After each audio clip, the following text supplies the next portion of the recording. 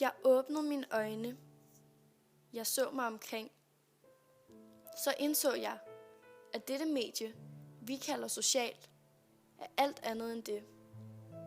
Vi konstruerer omhyggeligt stykker af lykke, lægger dem på nettet for at prøve at blive relevante. Men hvad er sandheden, og hvorfor er vi så bange for at fortælle den? Al denne teknologi, vi har, er bare en illusion af fællesskab, kammeratskab, en følelse af inklusion, som vi mennesker er så afhængige af. Men når man træder væk fra denne enhed af illusion, vågner man op og ser en verden af forvirring.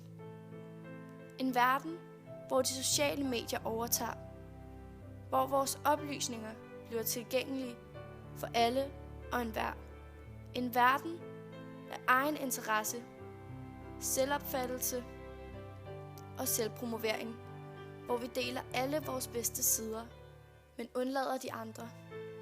Vi redigerer og overdriver. Vi hungrer efter beundring. Vi er overbevist om, at vi ikke mærker noget til den sociale isolation. Vi sætter vores spor i rækkefølge, indtil vores liv er funklende. Men vi ved ikke engang, om der er nogen, som lytter.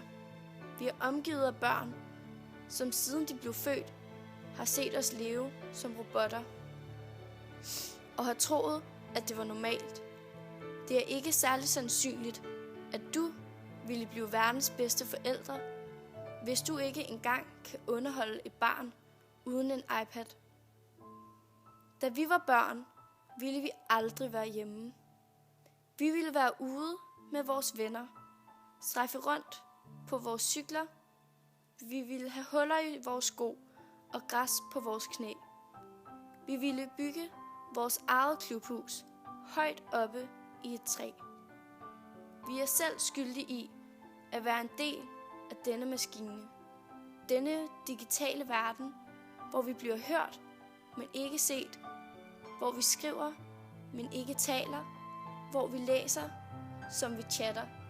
Hvor vi tilbringer timer sammen, uden at have øjenkontakt.